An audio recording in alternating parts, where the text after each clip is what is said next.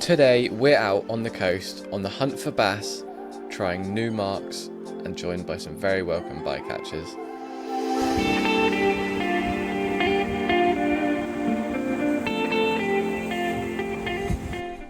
Hey guys, and welcome back to the Foul Anglers. Today we are coastal lure fishing, and we're really excited today because the season's finally seems to have kicked off. The water temperatures are up, and that should hopefully bring some more species closer inshore. So we're hoping for maybe some bass, pollock, wrasse, mackerel.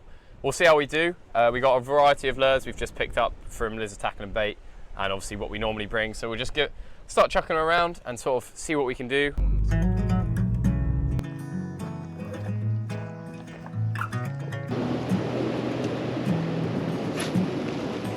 I don't have the time to hear you whine about a broken heart. She's pistol packing matador and There we go, so first fish of the morning in this beautiful little Wrasse. I had him just down off the ledge. I was just dropping it around, bouncing it on the bottom, and I saw him as I was reeling up come up for it.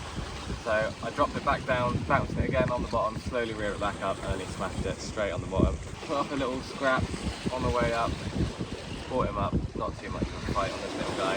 But just on the little weedless drifter that we've just picked up from Tony's.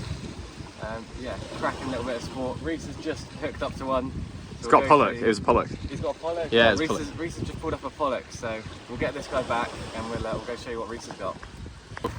Yeah. Right, we'll get him straight back and then we'll take you down for Reese.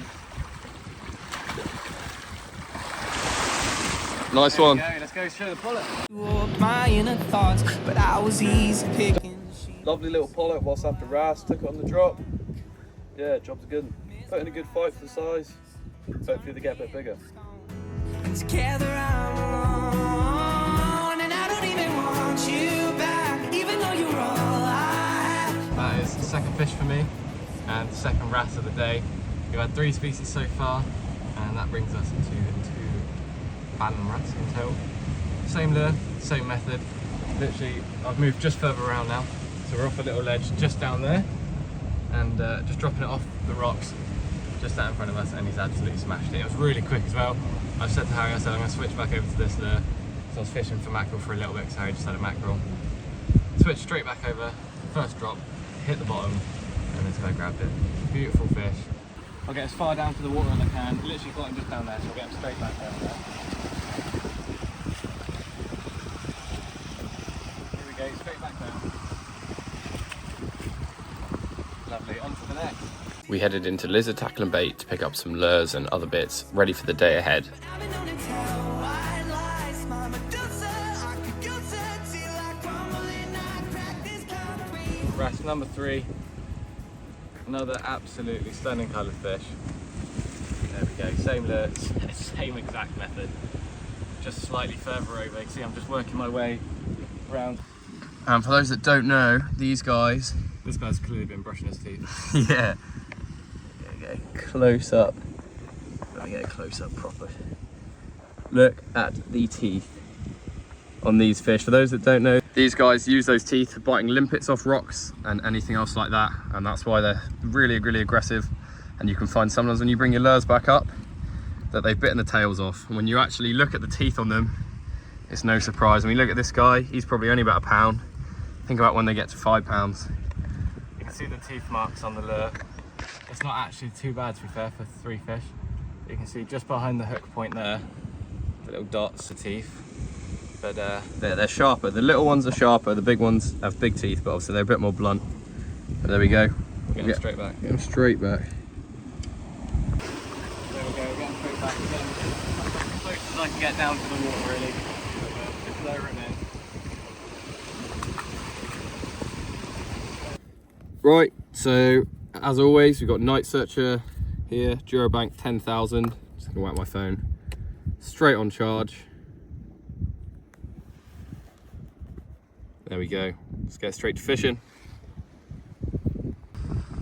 So there we go. Stamp of fish has improved. I felt a massive hit. Just this is when I cast it out. Got literally into where I was fishing anyway. I had an absolute massive hit, and then dropped it straight back down, hit the bottom, literally just tapped it on the bottom, and he smoked it and took off. Harry jumped down, landed him. There we go. Beautiful. They're all very much the same colour today.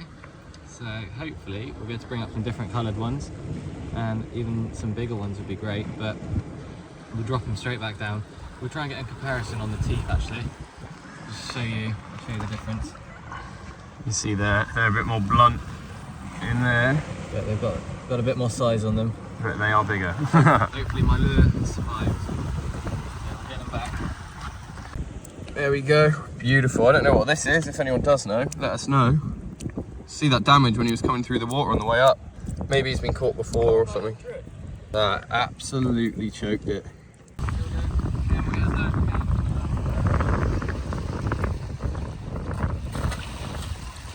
There we go. So we've just finished it up at that mark. We had a nice few fish. It all kind of happened very quickly and then went dead afterwards, which could be to do with the tide or the sun coming out.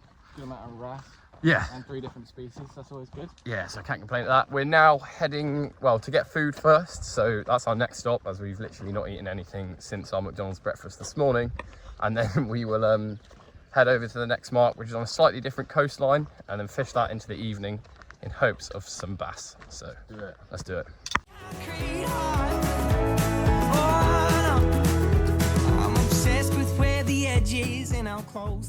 There we go. So we just arrived at the new mark after getting a bit of food, and we're going to get straight down there and get to chucking some lures around. We might try this mark and a couple others, and yeah, we'll see how we do.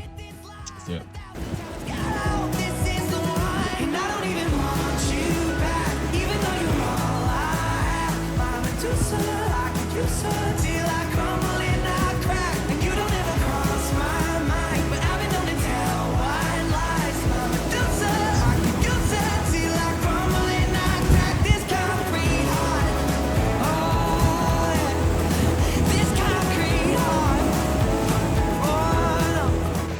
Right, so we fished this mark for a little bit now.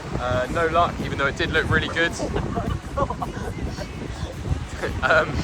So yeah, now we're shooting back. We're going to hit an estuary mark, and then we are going to eat, and then we're going to hit another estuary mark. We're all over the place today. We're having a look now. We're exploring. Yeah, and that's all about it. You know, it's lovely out here, so it's nice to be out anyway. Obviously we haven't found any bass yet, and we're not letting that stop us. We are going to find some bass today. Whether they're big or small, we will see. But yeah, going to keep moving around until we find some. We've got a bit of a drive to the next mark now, and then another drive to the other mark. So let's go. Unfortunately, we ended up with no bass from the estuary mark that we tried, but I'll let Harry explain how he caught this 70cm lure caught bass a couple days prior.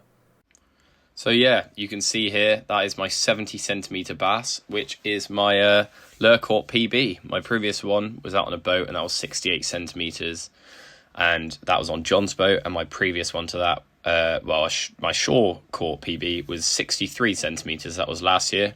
I ended the season last year with 2 63cm fish, and this year my only goal was a 70cm bass, and I managed to do it on my first fish of the season.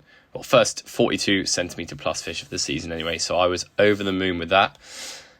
So I'll quickly run you through sort of roughly what it was like. So I'm walking down to the mark that I normally fish, and I see about 5 or 6 bass hunting in the weed before I even get to where I normally start casting. So I sort of back up, chuck a lure over them, and one hits it and misses, so I have another go, cast again. It was on a Savage Sandy or V2, and then bang, fish on, and this one absolutely annihilated it. And when I tell you that this fish took off like nothing I've ever had before, it was unbelievable. It just started peeling drag, and I knew it was big. I didn't realise it was this big until I obviously get it out of the water onto the measure mat, and yeah, 70cm bang on.